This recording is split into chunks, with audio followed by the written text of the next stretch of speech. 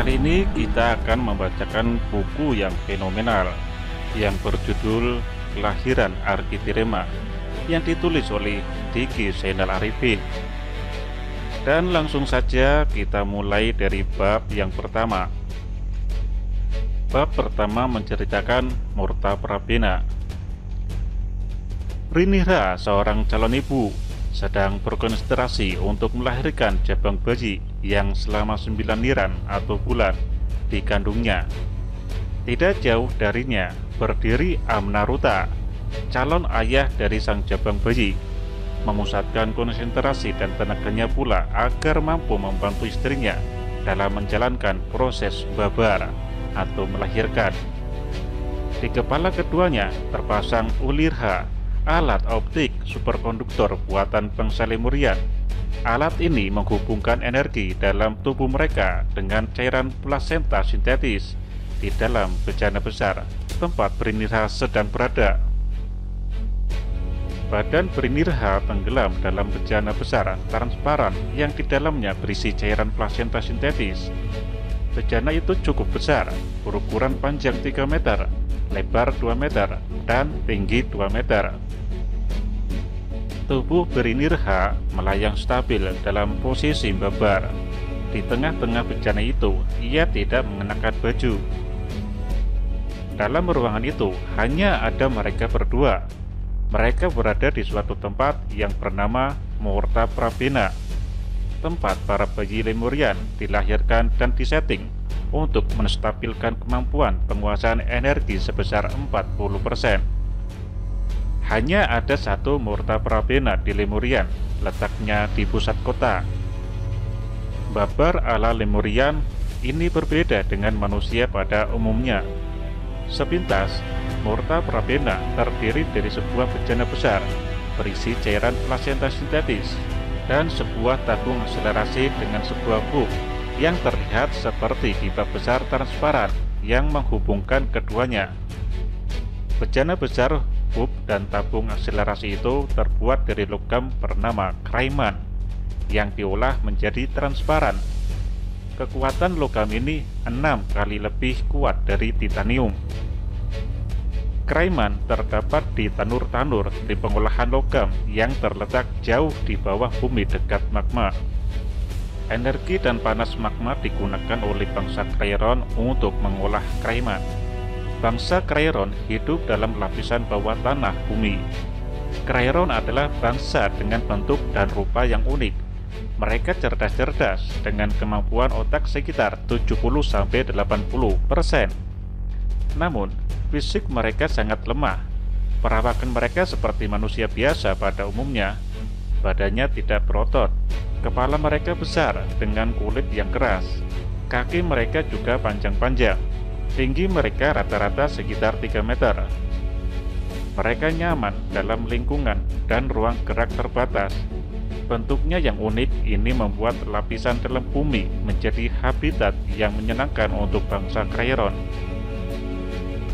Otak cerdas mereka mampu membuat baju antruma, baju khusus tahan panas untuk mereka yang hidup di lapisan bumi dekat magma. Sungai-sungai yang mengalir di antara lapisan bumi adalah paru-paru mereka.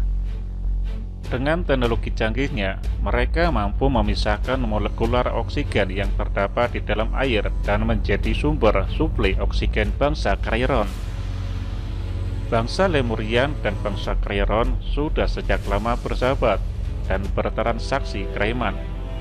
Logam Kraiman menjadi bahan dasar alat transportasi dan senjata pertahanan bangsa Lemurian. Olahan logam Kraiman digunakan untuk piramida-piramida dan bahkan bahan pakaian Lemurian.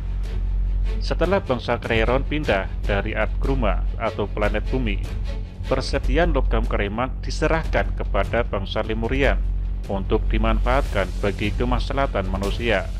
Salah satunya sebagai bahan dasar pembuatan mesin Murta Prabena yang sekarang digunakan oleh Brinirha. Melahirkan dengan cara Murta Prabena dilakukan dalam 3 tahap. Pertama, bayi dilahirkan dalam bejana besar berisi cairan plasenta. dengan bantuan energi kedua orang tuanya yang disalurkan melalui ulirha.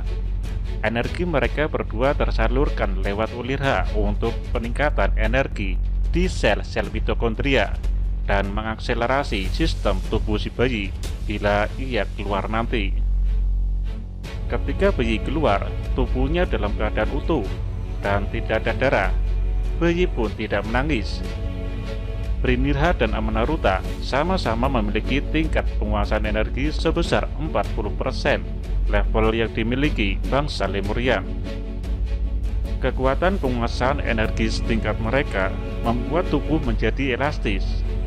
Tubuh Brinirha mampu membuka jalan keluar bayi selebar tubuh bayi dan dapat kembali ke ukuran semula usai proses membabar. Ketika bayi keluar, tubuhnya berinteraksi dengan cairan plasenta yang mengandung energi gabungan kedua orang tua. Cairan ini mengakselerasi sel-sel organel mitokondria sang bayi sehingga memiliki kekuatan penguasaan energi yang sama dengan kedua orang tuanya. Lepas dari cairan plasenta sintetis, tubuh bayi langsung meluncur masuk ke hub sebelum masuk tabung akselerasi kedua. Di dalam hub, cairan plasenta yang tersisa di tubuhnya digunakan untuk proses disinfektan. Bayi dibersihkan dari segala kuman, bakteri, dan virus dalam keadaan steril. Bayi masuk ke tabung akselerasi kedua yang berbentuk elip, lengkap dengan ari-ari yang masih menempel di pusarnya. Di dalam tabung akselerasi kedua, tentakel-tentakel ulirha yang langsung menempel pada tubuh bayi dan membuatnya mengembang. Dalam tabung ini, plasenta yang masih menempel di pusarnya dilebur dan disatukan dengan sistem tubuh si bayi. Partikel janin diubah menjadi energi, disatukan ke sel-sel mitokondria si bayi. Semua unsur yang ada di plasenta bayi diserapkan pada sebuah si bayi. Terakhir, diubah lagi menjadi partikel-partikel dan pola-pola DNA baru. Proses akselerasi mitokondria ini diikuti dengan akselerasi sistem jaringan otot si bayi. Tidak heran bila bayi-bayi Lemurian sudah berotot ketika lahir. Setelah mitokondria dan jaringan otot terakselerasi, tentakel ulirha yang menempel di otak bayi memberikan data dan pengetahuan yang diubah menjadi implan-implan organik yang ditanamkan pada sel-sel otak bayi. Normalnya, proses tahap 1 dan kedua ini hanya memakan waktu sekitar 5 menit saja. Tahap terakhir adalah upacara Murta Prabena yang disaksikan oleh seluruh waruga atau warga Lemurian. Kedua orang tua mentransferkan energinya dengan memegang punggung dan dada si bayi. Energi orang tua akan kembali pulih setelah 1 hari. Si bayi akan membawa energi yang sangat kuat dari proses Murta Prabena dan secara alami akan mengatur energi itu di tubuhnya.